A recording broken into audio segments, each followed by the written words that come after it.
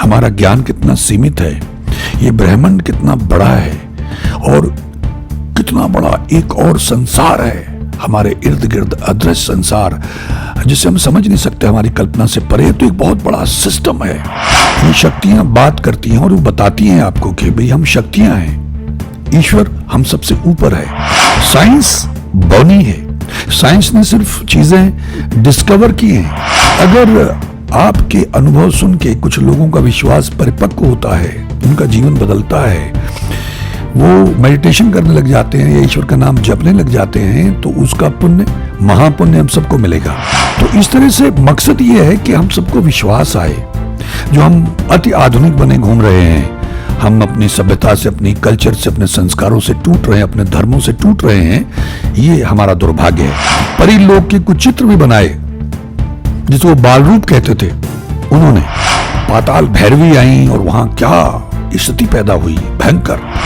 लोगों का विश्वास और परिपक्व होता तो जिस भी भगवान को आप मानते हैं, उसकी जो सृष्टि है, उसकी जो कायनात है, जो उसका ब्रह्मांड है, उसको कैसे वो संचालित करता है, तो उसको याद किया करें, उसका नाम जपा करें, पाठ जाप किया करें, अपनी परंपराओं से जुड़े, अपनी संस्कृति कल्चर से जुड़े, अपनी सभ्यता से जुड़े, अपने संस्कारों से जुड़े, नेक बने, दया करें, पुण्यदान करें। क्योंकि वो शक्ति ने जो संदेश दी वो भी कुछ इसी तरह के थे। जब हम डायरेक्टली बात कर रहे थे तब उन्होंने कहा था कि वो खाटू श्याम जी थे, जिनका मंदिर है, बहुत मान्यता है उनकी, राजस्थान में उनका मंदिर है, बहुत बड़ी हस्ती है, बहुत बड़ी शक्ति है। और वहाँ फोटो उनका आता नहीं था। बहुत ही हैरत अंगेज, किसी ने अपने मोबाइल पे फोटो लेने की कोशिश की तो उनको कहा कि फोटो मत ले, नहीं आएगी। लेकिन जब वो चोरी लेने लगा तो उसे कहना कि तेरा मोबाइल फट जाएगा, मत कोशिश कर, नहीं आएगी। क्योंकि उसने कई बार फोटो ली, चुपके नहीं आई। उन्होंने कहा कि महाविनाश की तैयारियां हो चुकी हैं, मुझे बताइए कि मैं ऐसा क्या करूं कि मुझे ईश्वर के दर्शन हो जाएं। ईश्वर के दर्शन कैसे हों, इसके बारे में उन्होंने क्या कहा, बहुत गजब की जानकारी है। मंगल ढिल्लोन चैनल, एक ऐसा चैनल जो आपका जीवन बदल सकता है, जैसे अब तक बहुतों का जीवन बदल चुका है। मंगल ढिल्लोन चैनल। नमस्कार, आदाब, सत श्री अकाल।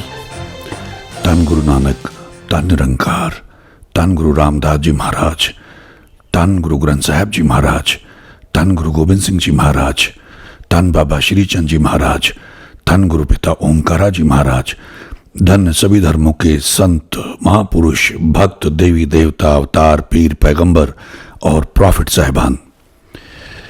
गुरु प्रेमियों, हमने एक नई सीरीज शुरू की है। ये एक शक्ति के बारे में है, एक महाशक्ति के बारे में। उसका एक एपिसोड आपने देखा, तो ये एपिसोड नंबर 2 होगा। जितेंद्र डागर जी को मैंने इंटरव्यू किया। मैं इसमें आप लोगों को ये ज़रूर बताना चाहूँगा कि इन लोगों को इंटरव्यू करना इतना आसान नहीं होता। जिनके साथ में कोई अनुभव होता है, कोई तजुर्बा होता है, वो जल्दी इंटरव्यू देते नहीं हैं। अब उसके कई कारण हो सकते हैं। कुछ लोग इसके गोपनीय रखना चाहते हैं, गुप्त रखना चाहते हैं। कुछ लोग डर के मारे नहीं शेयर करते कि हमारी जो हमने हासिल किया वो चला ना जाए या वो शक्ति नाराज़ ना हो जाए। या कुछ लोगों को कॉम्प्लेक्स भी हो सकता है। अलग अलग मानसिकताएं हैं। मुझे जो थोड़ा बहुत ईश्वर ने दया करके ज्ञान दिया, मैं उसे साझा करने का प्रयास करता रहता हूं, ताकि लोगों को विश्वास आए कि वो ईश्वर हैं, ये शक्तियां हैं। इस इंटरव्यू में भी जो मिस्टर जितेंद्र डागर हैं, वो बेसिकली नास्तिक आदमी हैं, जो भगवान को उस तरह से नहीं मानते। आप उनकी एक एपिसोड में सुन चुके हैं। कुछ लोगों ने आपत्ति की उनकी भाषा को लेके। कई बार फ्लो में निकल जाता है आदमी के मुंह से। हाँ, ये बात ज़रूर है कि जो अनुभव हुआ उसके बाद उनको उनके पांव पड़ जाना चाहिए था, लेकिन वो नहीं पड़े। और आज भी उनको ये संदेह होता है कि ऐसा हुआ भी कि नहीं हुआ। मतलब मानना बड़ा मुश्किल है।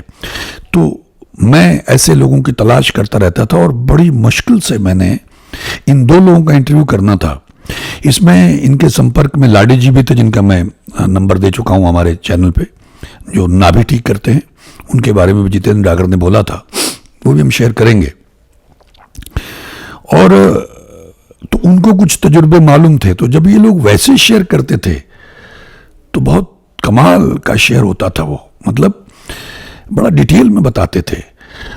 ये अलग बात है कि जब कैमरे के सामने बोलना होता है, अगर आपको अनुभव ना हो या वैसे भी मुश्किल होता है, तो जितेंद्र डागर जी, विद ड्यू रिस्पेक्ट, जो मैंने उनको बहुत देर पहले इंटरव्यू किया था, ये मेरा ख्याल 5 से 7 साल हो गए होंगे, तब से मैं इसको लिए घूम रहा था अपने साथ कि कभी ना कभी इसको शेयर करेंगे। और शेयर करने का मकसद क्या है कि हमको ये एहसास हो कि हम कितने बौने हैं, हमारा ज्ञान कितना सीमित है, ये ब्रह्मांड कितना बड़ा है और कितना बड़ा एक और संसार है हमारे इर्द गिर्द, अदृश्य संसार जिसे हम समझ नहीं सकते, हमारी कल्पना से परे। तो एक बहुत बड़ा सिस्टम है और हम लोगों को नतमस्तक होना चाहिए उस मालिक के सामने। और ये शक्तियां बात करती हैं और वो बताती हैं आपको कि भाई हम शक्तियां हैं, ईश्वर हम सबसे ऊपर है, तो शक्तियों के मंदिर हैं। तो ये बात लोगों की समझ में आनी चाहिए। तो इन लोगों को मैं बड़ी देर तक इनके पीछे घूमता रहा। पहले तो जब ये मुझे सुनने को मिला, इसका माध्यम अगर मैं सही कहूं तो लाडी जी बने। लाडी जी के माध्यम से जितेंद्र डागर से बात हुई, जितेंद्र डागर के माध्यम से डॉक्टर टाकिया से बात हुई। जब उन्होंने मुझे बताया कि इस तरह का एक अनुभव, एक शक्ति ऐसे, तो मैं हमेशा बहुत ही इंक्विजिटिव रहता हूं, जिज्ञासु हूं मैं। मुझे लगा इंटरव्यू कर लेते हैं, क्या करेंगे मालूम नहीं, लेकिन इंटरव्यू कर लेते हैं कि बड़ी दुर्लभ जानकारी है, ये अद्भुत है कि ऐसा हुआ। और कमाल की बात, एक आस्तिक एक नास्तिक। तो जो आस्तिक आदमी था उसने तो इंटरव्यू नहीं दिया, बहाने बनाते रहे। मैंने पहले भी जिक्र किया था, अभी भी लाडी जी ने संपर्क करने की कोशिश की, मैंने उनको मैसेज भेजा, उन्होंने पढ़ लिया लेकिन जवाब नहीं दिया। मालिक उनका भला करे। मैंने कह दिया था पहले एपिसोड में कि शायद भाई उनको सद्बुद्धि आए, क्योंकि मैंने उनसे कहा कि भाई अगर हमारे ऋषि मुनि, तपस्वी, गुरु, बड़े बड़े भक्त, संत, ब्रह्मज्ञानी, अगर वो ज्ञान अपने पास ही रख लेते तो फिर हमें वेद, शास्त्र, पुराण कैसे मिलते, गुरु ग्रंथ साहिब कैसे मिलते, इतनी विलक्षण गुरबाणी कैसे मिलती, इतना ज्ञान कैसे मिलता, इतने शास्त्र, जो शास्त्र है हमारे, वो कैसे मिलते अगर वो अपने आप ही गुपचुप अपने पास रख लेते। मैंने कहा गुरु नानक देव जी, मैंने उनको मैसेज भेजा, गुरु नानक देव जी ने 4 उदासियों के जरिए जगह जगह जाके लोगों का मार्गदर्शन किया, इन सिद्धों का, बड़े बड़े ज्ञानियों का मार्गदर्शन किया। तो हम लोग तो यहाँ जो ईश्वर ने तुच्छ बुद्धि दी है, जो कृपा की है, सिर्फ मार्गदर्शन करने के लिए कि ये सब कुछ है। साइंस बौनी है, साइंस ने सिर्फ चीजें डिस्कवर की हैं, क्रिएट नहीं की। जो पहले से क्रिएट किया हुआ था उन्होंने उसको डिस्कवर कर लिया, इसी में वो अपने आप को बहुत महान समझने लग गए। अब जो आगे वो बातें कर रहे हैं, क्लोनिंग की बातें कर रहे हैं, तो उसमें कहीं ना कहीं सोल नहीं है। अभी हाल ही में एक चीज आप लोगों ने शायद वायरल हुआ देखा होगा। इन लोगों को बहुत देर तक मैं कन्विंस करता रहा और बड़ी मुश्किल से फिर इनके साथ में मैं गया। वहाँ माहौल नहीं था सही जहाँ मैं इंटरव्यू करता। आप देखते होंगे पीछे नॉइज़ है, कभी हॉर्न है, कभी गाड़ी है, कभी मोटरसाइकिल की साउंड आती है, बार बार मुझे कट करना पड़ता था। तो वहाँ जाके भी रात में जो बातचीत हुई तो मुझे बड़ी हैरानी थी कि जो डॉक्टर टाकिया थे वो बड़ी डिटेल में बताते थे और उनके पास इनसे कहीं ज़्यादा जानकारी है, क्योंकि ये तो दिल्ली में रहते थे, कभी कभार उनको आते थे, मिलते थे, कुछ समय उनके साथ बिताया, या वो शक्ति, उनको गुरुजी कहते थे, वो इनके पास इनके घर आए। लेकिन डॉक्टर टाकिया के तो वो घर में ही रहे 2 महीने। 1 महीना वो जो सब इंस्पेक्टर थे उनके घर पे रहे। मैंने डॉक्टर टाकिया से भी कहा कि मुझे लोगों से मिलवा दो, नहीं तो मुझे वो जगह दिखा दो, मैं उसके विजुअल ले लूं कि यहाँ पे वो बॉडी गिरी थी और यहाँ तुम लोगों ने उनको गुड बाय कहा, वो डिसअपियर हो गए। बहुत कहा कि वो इंस्पेक्टर का घर बता दो कहाँ है जहाँ आप लोग गए थे। तमाम किस्म की जो घटनाएं घटी, लेकिन वो नहीं माने। खैर, ईश्वर उनका भला करे। लाडी जी कोशिश कर रहे हैं, शायद उनको बात समझ में आ जाए। ये एपिसोड मैंने उनको भेजा था, उनको देख के समझ में आ जाए कि अगर आपके अनुभव सुन के कुछ लोगों का विश्वास परिपक्व होता है, उनका जीवन बदलता है, वो मेडिटेशन करने लग जाते हैं या ईश्वर का नाम जपने लग जाते हैं, तो उसका पुण्य, महापुण्य हम सबको मिलेगा। ये बात शायद उनकी समझ में नहीं आ रही है, क्योंकि और तो कोई मकसद नहीं है। भाई पानीपत में ऐसी ऐसी घटनाएं घटी, एक शक्ति आई, तो चलिए कौतूहल होगा, लेकिन मैं उसमें यकीन नहीं रखता हूं कि सिर्फ कौतूहल। अरे उससे क्या करेंगे आप? एक रोमांच है, अच्छा ऐसा हुआ, अद्भुत है, अपरिभाषित है, बियॉन्ड लॉजिक है, तर्क से परे है, बस इतना ही नहीं, उससे आगे कि इससे हमने सीखना क्या है कि इतने सारे लोक हैं, परी लोक है, ये शक्तियां हैं, और तमाम जो देवी देवता और शक्तियों के मंदिर हैं और आपके कुलगुरु हैं, वहां जाया करें, साल में 1-2 बार जाया करें। हाजिरी लगाया करें, उन्हें प्रसन्न करें। जैसे मैं पितरों के बारे में कहता हूँ या और जो शक्तियाँ, जैसे पीरों के बारे में मैंने जिक्र किया, जैसे एक एपिसोड मैंने दिखाया कैसे काली माई ने खोपड़ियाँ घुमाई, कैसे वो पीर बाबा ने खोपड़ियाँ घुमाई जो मलेरकोटा वाले पीर थे। तो इस तरह से मकसद ये है कि हम सबको विश्वास आए। जो हम अति आधुनिक बने घूम रहे हैं, हम अपनी सभ्यता से, अपनी कल्चर से, अपने संस्कारों से टूट रहे हैं, अपने धर्मों से टूट रहे हैं, ये हमारा दुर्भाग्य है। तो बड़ी मुश्किल से बड़ा समय लगा इन लोगों का इंटरव्यू करने में, एक ही आदमी कर पाया और डॉक्टर टाकिया ने वहां भी मना कर दिया, बहाना बना दिया। मुझे कहते रहे मैं वहां के दूंगा, लाडी से भी काम वहां के दूंगा, लेकिन वो दिन कभी आया नहीं। हाँ, जो बातचीत मैंने उन लोगों की सुनी, दोनों की, उसमें जो डिटेलिंग थी वो बड़ी गजब की थी। मतलब अद्भुत है वो मामला। जो इनके पास जानकारी, जो डॉक्टर टाकिया के पास है, वहां तो परी लोग के कुछ चित्र भी बनाए जिसको वो बाल रूप कहते थे उन्होंने, जो वो बच्चों की तरह करते रहते थे, बोल नहीं पाते थे। कोई आत्मा, परी लोग की आत्मा किसी बच्चे की उस बॉडी के अंदर उसको रखते थे जिंदा रखने के लिए, जब मैंने पहले जिक्र किया। तो बहुत सारी बातें जो ये खुद भी भूल गए, क्योंकि इस घटना को घटे हुए मेरा ख्याल 2, 2.5 या 3 साल हो गए थे जब मैं इनसे मिला और मैंने इनको याद करा के कि मुझे वो भी सुनने को मिला, वो भी सुनने को मिला, बताइए उसके बारे में। फिर भी कुछ चीज़ें आदमी भूल जाता समय के साथ में। जैसे अभी इस बात को मेरा ख्याल 5-7 साल हो गए होंगे, तो फिर भी मेरे मन में आया कि चलिए अपने चैनल पे लोगों के साथ में शेयर करते हैं। पाताल भैरवी आई और वहाँ क्या स्थिति पैदा हुई भयंकर। कैसे डॉक्टर टाकिया लंबे लेट गए उनके सामने कि माँ बाप की मर्जी है, क्योंकि वो शिव भक्त थे। उन्होंने कहा मैं शिव, तो शिव जी को बुलाएगा, भोलेनाथ को। वो तो समथिंग, उन्होंने कोई शब्दावली इस्तेमाल की कि वो तो मतलब मेरी सैया है, यानी कि मेरा बिस्तर है, मेरे पाँव में समथिंग, कुछ ऐसा उन्होंने जिक्र किया था। और किस तरह से उनके अट्टहास थे, किस तरह से दिया उन्होंने पाँव से उठा के ऐसे रख लिया, पता नहीं सर पे रख लिया था या ऊपर उठा। मतलब जो उन्होंने मुझे डिटेल में बताया वो इतना रोमांचक था, इतना अद्भुत था कि मैं बता नहीं सकता हूँ। ईश्वर उनको सद्बुद्धि दे, वो राजी हो जाएं तो वो बातें उनको मैं याद कराऊं, शायद वो काफ़ी हद तक भूल चुके होंगे। बहुत सारी ऐसी बातें हैं, अगर आप डिटेल में जाएंगे तो आप दंग रह जाएंगे। तो ज़्यादा जानकारी उनको है, डॉक्टर टाकिया को, जिनके पास 2 महीने वो रहे। जितेंद्र डागर जी, जब मैंने उनका इंटरव्यू किया तो इन्होंने किसी का नाम नहीं लिया, बहुत डिप्लोमेटिक होकर इन्होंने जो है घटनाएं बताई और घटनाओं को बड़ा संक्षेप में बताया, बहुत ही ब्रीफली बताया। उनकी डिटेल जब बिना कैमरे के जो बात करते थे, जो आकाशगंगा की आगे आएगी बात, वो तो जो उन्होंने जिस ढंग से मुझे बताया था वो बहुत ही अद्भुत था। और वो आकाशगंगा से पहले जिस लड़की के बारे में जिक्र कर रहे थे कि उसका क्या कारण था और कैसे उसको उन्होंने जला के राख कर दिया और फिर उसको बाद जिंदा कर दिया, और ये सब भयभीत थे कि पुलिस केस बन जाएगा। मतलब आप सोच नहीं सकते हैं, साइंस बौनी लगती है वहां, सब कुछ उसका फेल हो जाता उसके सामने। खैर, तो आज जो नंबर 2 एपिसोड है, ये मैंने थोड़ा सा आपको इसलिए बताया कि मैं तो भूखा हूं ये जानकारी के लिए, और मेरी इच्छा थी कि वो उनसे जानकारी मिलती और लोगों से साझा करते, लोगों का विश्वास और परिपक्व होता। तो जिस भी भगवान को आप मानते हैं, उसकी जो सृष्टि है, उसकी जो कायनात है, जो उसका ब्रह्मांड है, उसको कैसे वो संचालित करता है, तो उसको याद किया करें, उसका नाम जपा करें, पाठ जाप किया करें, अपनी परंपराओं से जुड़ें, अपनी संस्कृति कल्चर से जुड़ें, अपनी सभ्यता से जुड़ें, अपने संस्कारों से जुड़ें, नेक बने, दया करें, पुण्यदान करें, क्योंकि वो शक्ति ने जो संदेश दी वो भी कुछ इसी तरह के थे। तो ये बेसिक मकसद है। बेसिक मकसद ये नहीं कि हमारे सब्सक्राइबर बढ़ें और लोग रोमांचित हो, नहीं।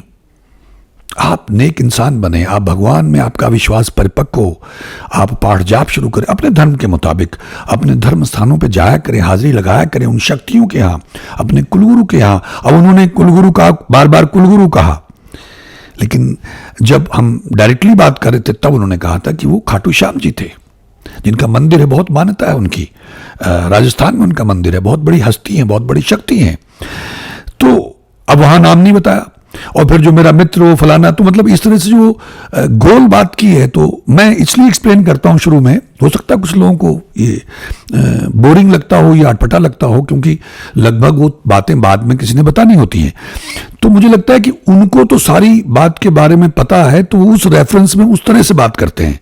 लेकिन जो नया दर्शक हमारे चैनल से जुड़ता है या जो इस एपिसोड को पहली बार देख रहा है, उसको तो मालूम नहीं है कि ये क्या मामला है। इसलिए मुझे थोड़ा एक्सप्लेन करना पड़ता है, जो तो कई बार थोड़ा लंबा हो जाता है। मैं नहीं चाहता हूं कभी वो लंबा हो, लेकिन ईश्वर की मर्जी, वो लंबा हो जाता है ना चाहते हुए भी।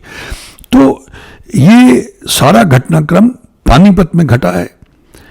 पहले वो एक सब इंस्पेक्टर के घर उनको ले गया, जिसमें ना बॉडी गिरी, वो अपने घर में ले गया। उसकी समझ में नहीं क्या करूं सब इंस्पेक्टर ने, और वहां कैसे लोगों को संदेश मिले। उस सब इंस्पेक्टर के घर भी डॉक्टर टाकिया के पेरेंट्स को कैसे खबर मिली, और वो डॉक्टर टाकिया से छुपा के जाना चाहते थे, लेकिन वो साथ में चले गए उनको लेके। और वहां क्या क्या हुआ ये डॉक्टर टाकिया ने मुझे बताया था। हैरत अंगेज था। उस वक्त वो बारडू पे बात कर रहा था और ये तमाम लोग वहां बैठे हुए थे। तो कैसे फिर उस शक्ति ने जिद की कि मुझे तो डॉक्टर टाकिया के साथ जाना है, और सब इंस्पेक्टर नहीं मान रहे थे, लेकिन उन्होंने जो अपना थोड़ा सा रौद्र रूप दिखाया तो उसको मानना पड़ा, और फिर वो इनके साथ आ गए। इनके घर वो 2 महीने रहे। आज के एपिसोड में ये मैं जनरली एक आपको अवेयरनेस के लिए इंफॉर्मेशन दे रहा हूं। आने वाले टाइम में देखेंगे लाडी जी के पास काफी जानकारी थी, क्योंकि वो इन लोगों से मिलते रहते थे। और अगर इस दौरान मिले होते, किसी ने हमारे उस एपिसोड के नीचे कमेंट करके पूछा था कि उनका कोई फोटो नहीं है। उनका फोटो आता ही नहीं था। मैंने वहां लिखा भी है जवाब, वहां फोटो उनका आता नहीं था। बहुत ही हैरत अंगेज। किसी ने अपने मोबाइल पे फोटो लेने की कोशिश की तो उनको कहा कि फोटो मत ले, नहीं आएगी। लेकिन जब वो चोरी लेने लगा तो उसे कहना कि तेरा मोबाइल फट जाएगा, मत कोशिश कर, नहीं आएगी। क्योंकि उसने कई बार फोटो ली, चुपके नहीं आई। वीडियो बनाया गया जहां किसी फंक्शन में गए थे, वो आगे जिक्र आएगा। तो सीट खाली है। बाद में देखा गया, मैं उनसे कोशिश कर रहा था कि वीडियो हमको मिल जाए, तो कह रहे थे कि वो मतलब अपनी मर्जी से वो जगह ब्लैंक हो जाती है। ऐसे एक और महापुरुष के बारे में मुझे पता चला कि उनकी अगर आप फोटो खींचेंगे तो लोगों के अपने बिना उनसे इजाजत लिए खींच रहे तो वो ब्लैंक आता था, उतना एरिया वो दिखाई नहीं देते उसमें। तो ऐसा शक्तियों का अपना हिसाब किताब है। खैर, तो आज के एपिसोड में एपिसोड नंबर 2 है ये, कैसे वो महाशक्ति आसमान से उतरी, कैसे उन्होंने महाविनाश की चेतावनी दी। अब ये महाविनाश की जो चेतावनी की बात है, उनके एग्जैक्ट जो अल्फाज थे जो मुझे डॉक्टर टाकिया ने बताया था कि उन्होंने कहा कि महाविनाश की तैयारियां हो चुकी हैं। अब ये बात 5-7 साल पहले की है। तो उन शक्तियों का जो कैलकुलेशन वो अलग ढंग से होता है, उनकी प्लानिंग भी बड़ी एडवांस में होती है। उनके लिए 5-7 साल का टाइम बहुत छोटा सा टाइम है, बल्कि 100-50 साल का टाइम भी बहुत छोटा होता है उनके लिए। तो उनका ये कहना था।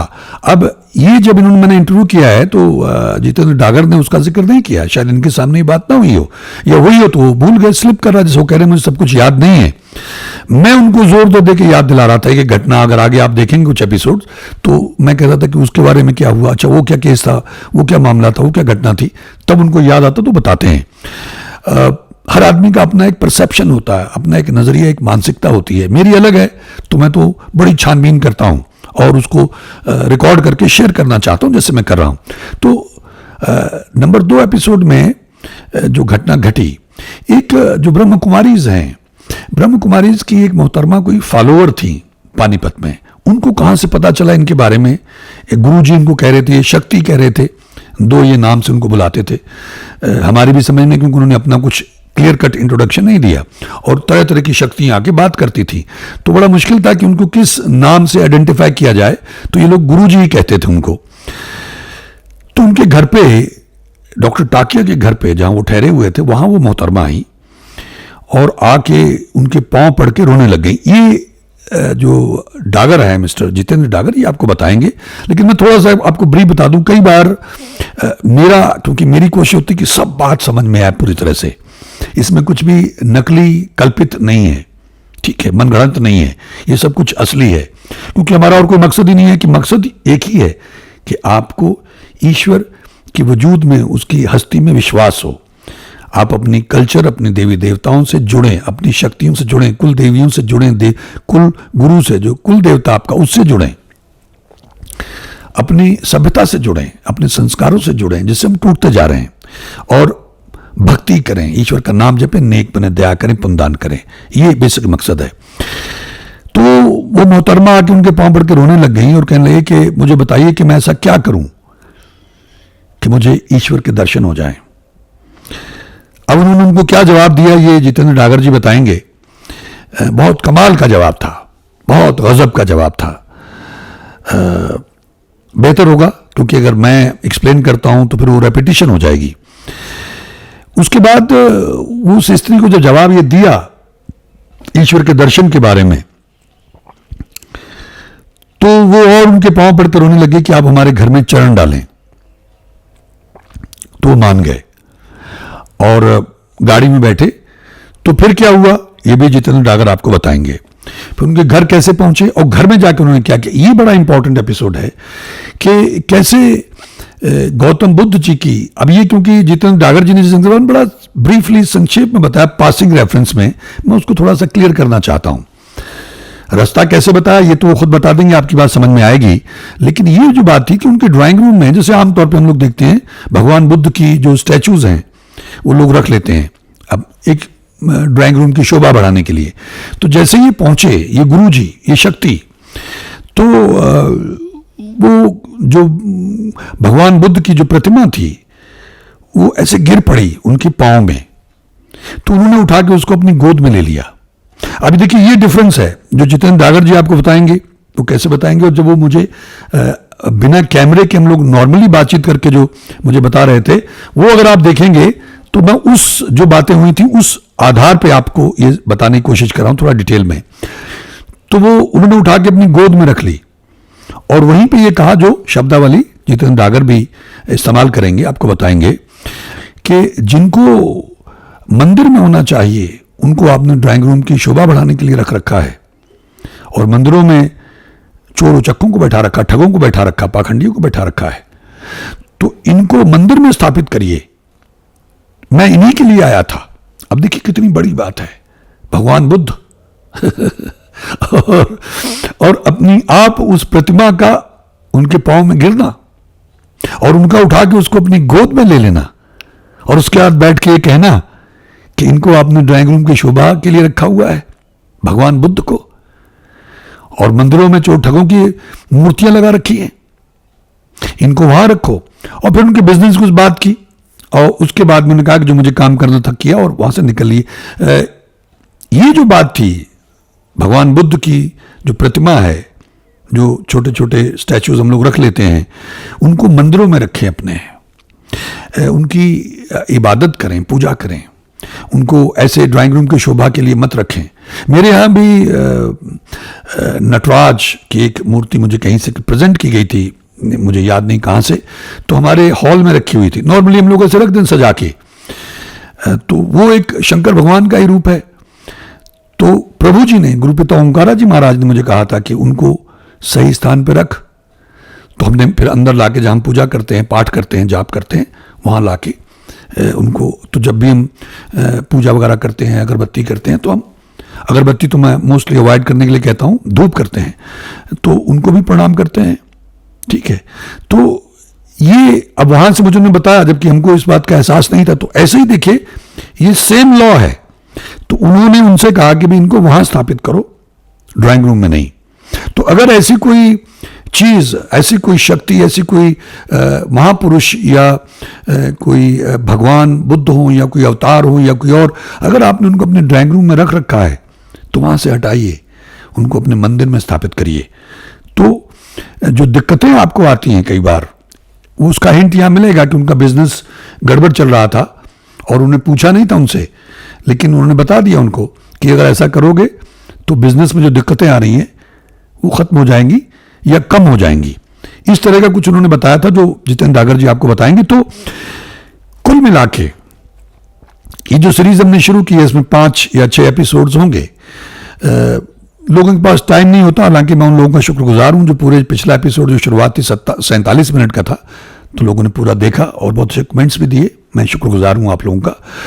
तो मैं कोशिश कर रहा हूं कि 1-2 जो घटनाएं हैं उनको लेकर छोटे एपिसोड्स 15-20 मिनट के बनाएं, इससे ज़्यादा ना बनाएं, ताकि लोगों को भी देखने में आसानी। लोगों के पास टाइम नहीं होता है, मैं उन लोगों की बात नहीं कर रहा हूँ जो बहुत डिवोटेड हैं, जो इन चीज़ों के खोजी हैं, जिज्ञासु हैं, उनका मैं शुक्रगुजार हूँ, एडमायर करता हूँ उनको कि वो देखते हैं और बहुत कंसंट्रेशन के साथ देखते हैं।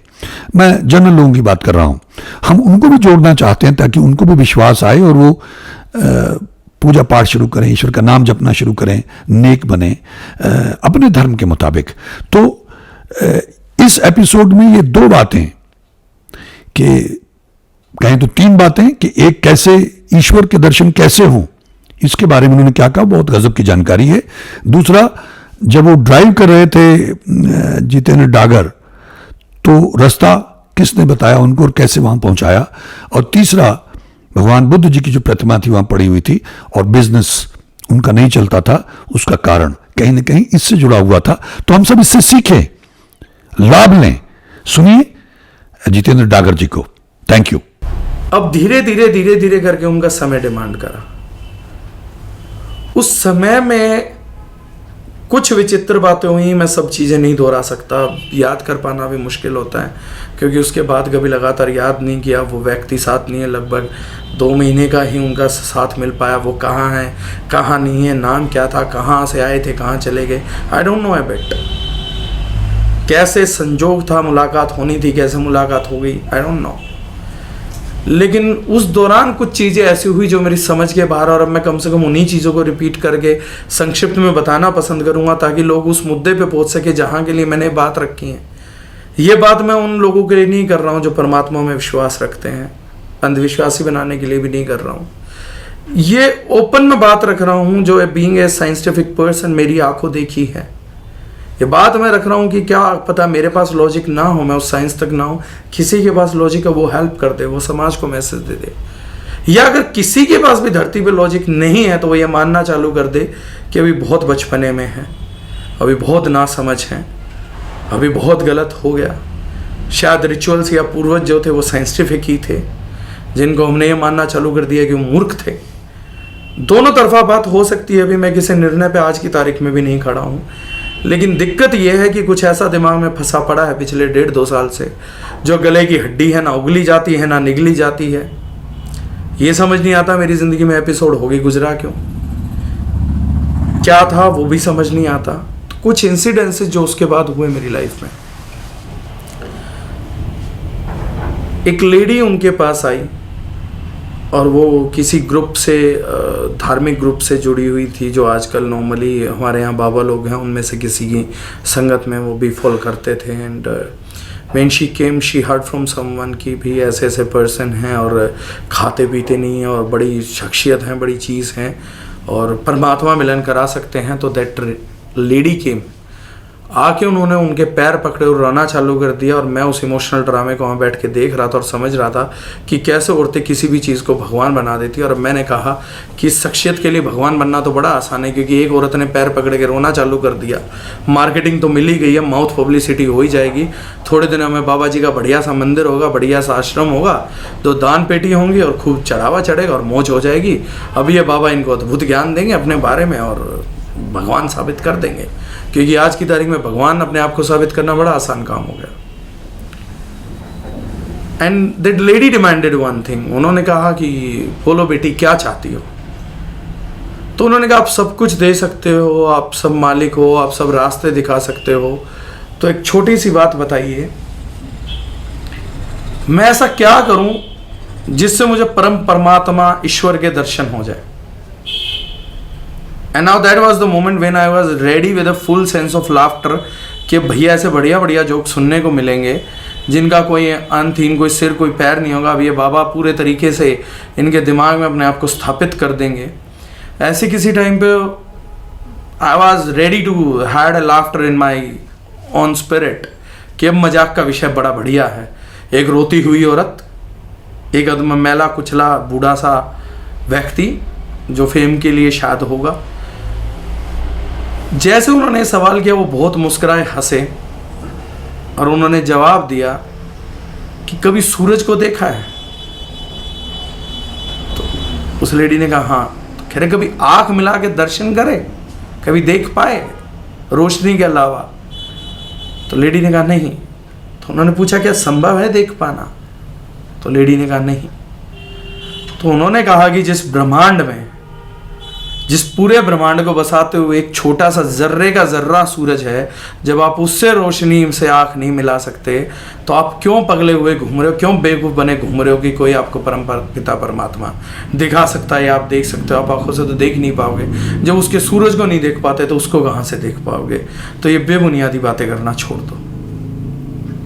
तो उन्होंने कहा कि फिर क्या तरीका है पिता परमात्मा को पाने का। तो उन्होंने कहा कि कबीर का दोहा था, खोजी हो तुरंत मिल जाऊं एक पल की तलाश में। तो उन्होंने कहा कोई तप नहीं करना पड़ता, कोई खोज नहीं करनी पड़ती, कुछ नहीं बनना पड़ता, सिर्फ खोजी बनना पड़ता है। जिस दिन खोजी बन जाते हो मिल जाता है। उसके लिए कहीं धक्के खाने की या गुरु ढूंढने की या किसी चीज़ की ज़रूरत नहीं है। जब आप जानते हो आपके अंदर है, वो हर जगह मौजूद है, तो सिर्फ दिक्कत उसको मानने की, उसको जानने की नहीं है। हिज थ्योरी अपील्ड मी पर्सनली, और मुझे लगा कि ये वाकई में जनरली बात कह रहे, कम से कम किसी मंदिर मस्जिद में नहीं ढकेला, सीधी सीधी बात करी कि अंदर है, मान लो तो है, नहीं मानोगे तो भी है। तो उन्होंने कहा कि इसलिए ढूंढना बेकार है। उन्होंने कहा कि अगर आपके हाथ में मोबाइल और मैं कहूँ मोबाइल ढूंढो तो मिलेगा थोड़ी, वो तो ऑलरेडी आपके हाथ में, उसको लेके ढूंढ रहे हो तो मिलेगा कैसे। जो चीज़ पहले ही अंदर रख के बैठे हो, हाथ में रख के बैठे हो, तो हाथ में देखना पड़ेगा, मानना पड़ेगा, महसूस करना पड़ेगा कि यही वो फ़ोन है जो मैं ढूंढ रही हूँ। उस लेडी ने बोला कि आप भगवान मेरे, मैं चाहती हूँ कि घर पे कदम रख दीजिए। तो सडनली एग्रीड की चलिए आज आपके घर चलते हैं।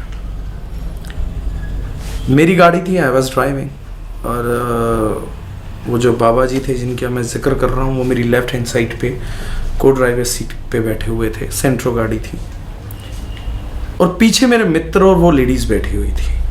हम उनको पानीपत उनके घर जाने के लिए निकले। वो घर शायद मॉडल टाउन पानीपत में था। I can not remember, I remember the location but I don't remember the sector. जब हम उनके घर जाने के लिए निकले तो मैंने उनको बोला कि माता जी ऐसा करिएगा कि रास्ता बताते चले जाइएगा, मुझे नहीं मालूम है, तो मैं पानीपत के लिए भी नया हूँ, तो थोड़ा रास्ता गाइड कर दीजिएगा। तो अचानक से बाबा जी बोलते हैं, इनसे क्या रास्ता पूछता, जब मैं बैठा हूँ तो रास्ता बताने वाला मैं हूँ, तो बस चलाता जा। फिर मेरे को हंसी आई, ये बाबा मरवाएगा भाई आज किसी जगह, पता नहीं कहाँ कौन से जंगल में ले जाके छोड़ेगा। अपने आप को भगवान साबित करने के लिए या शक्ति साबित करने के लिए आज मजाक बनवा के छोड़ेगा, वो भी एक औरत के आगे। थोड़ा बहुत संतुष्टि हुई थी, एक लॉजिकल जवाब दे दिया था, बेइज्जती कराएगा। But again miracle happened.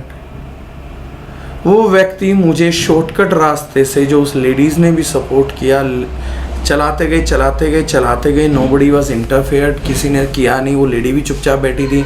मैं ये डरा बैठा था कि बेइज्जती बहुत होने वाली है, पता नहीं कहाँ कहाँ घुमाए जा रहे हैं। एंड सडनली उन्होंने एक घर के बाहर ले जाके कहा कि यहाँ ब्रेक मार दे, यही तो है इस लेडी का घर।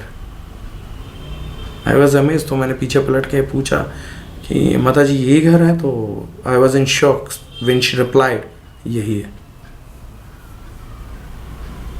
We went along. हम उनके ड्राइंग रूम में जाके बैठ गए। जब उनके ड्राइंग रूम में जाके बैठे तो व्हेन आई एंटर्ड, तो जो वहाँ पर एक भगवान बुद्ध की प्रतिमा रखी हुई थी, एक शो पीस जिसे हम आज की तारीख में बोलते हैं, वो रखा हुआ था। तो वो उनके पैरों के पास गिरा हुआ था। मैंने जाके उठाया, रखा। तो उन्होंने रिप्लाई किया कि शायद आज हम इसी के लिए आए, यहाँ पर आए थे। तो उन्होंने पानी ऑफ़र किया तो उन्होंने नहीं पिया, और मुझे भी बोल दिया कि इस घर का पानी नहीं पीना है। उन्होंने चाय ऑफ़र की तो भी नहीं पी। तो दैट लेडीज़ आस्क की सेड कि क्या हुआ, आप पानी नहीं ले रहे हो, चाय नहीं पी रहे हो, आप नहीं पी रहे हो, नहीं पीने दे रहे हो। तो उन्होंने कहा नहीं, मेरा आने का मकसद पूरा हो गया और मुझे फटाफट यहाँ से निकलना है, बस मैं इसी मकसद के लिए आया था। आपका मैंने कोई निवेदन नहीं स्वीकारा यहाँ आने का। और ही रिप्लाइड कि मैं यहाँ आया बुद्ध के लिए था। एक शक्ति को, एक भगवान को, एक महान आत्मा को हमने शोपीस बन के ड्राइंग रूम में सजा दिया है। और उन्होंने बोला कि ढोंगियों में को मंदिरों में जगह दे दी है, इस वजह से आना ज़रूरी था। तो उन्होंने कहा बुद्ध मंदिर के बाहर ड्राइंग रूम में शोपीस है और ढोंगी आज मंदिर में है। तो उन्होंने कहा इसीलिए आपका बिजनेस नहीं चल पा रहा, और बिजनेस चलाना चाहते हो तो शक्ति को शक्ति की जगह दो, जहाँ पूजा करा जाता पूजा दो। जिसको शोपीस बनाना उसे शोपीस बनाओ, जिसको शक्ति बनाना उसे शक्ति बनाओ। फिर मैंने उनसे कहा कि माता जी आपका ये सवाल तो नहीं था कि आपका बिजनेस नहीं चल पा रहा, तो बाबा जी ने क्यों बोला? तो उन्होंने कहा बेटा मेरा लाने का मकसद यहाँ अपने बेटे और पति से मिलवाना ही था, क्योंकि हमारा बिजनेस बहुत अच्छा था पानीपत में और वो चल नहीं पा रहा है। तो उन बाबा जी ने पलट के रिप्लाई करा, इसीलिए मैं इनको जितने ज़रूरी जवाब थे मैं दे चुका हूँ, आप फटाफट गाड़ी स्टार्ट करो और हम वापसी निकलते हैं। And I was amazed. और उसके बाद उन्होंने पलट के ना देखा, ना रुके, ना गुजारिशों पे रुके, और उन्हें सिर्फ एक ही बात बोलते गए कि ढोंगियों को मंदिर में जगह है, शक्तियों को ड्राइंग रूम में जगह दे दी, और ढोंगी जब तक मंदिरों में रहेंगे कभी भी ऊपर वाले का आशीर्वाद हम लोगों को प्राप्त नहीं हो सकता। एक अद्भुत थ्योरी है, और एटलीस्ट मेरे जैसे साइंटिफिक माइंड को इतना तो सेटलमेंट होती है कि अगर बुद्ध जैसे या महावीर जी जैसे बड़े व्यक्ति या सम्मानीय व्यक्ति, तो एटलीस्ट इन लोगों को मंदिर में जगह देनी चाहिए क्योंकि उनसे जुड़ी हुई है। At least I was satisfied. I didn't interact after that to that lady. उनके बिजनेस का क्या हुआ, क्या नहीं हुआ, आज क्या है क्या नहीं है, क्या उन्होंने पोजीशंस बदले या नहीं बदले, आई एम नॉट अवेयर। बस जो एपिसोड हुआ वो था। मंगल ढिल्लोन चैनल एक ऐसा चैनल जो आपका जीवन बदल सकता है, जैसे अब तक बहुतों का जीवन बदल चुका है। मंगल ढिल्लोन चैनल।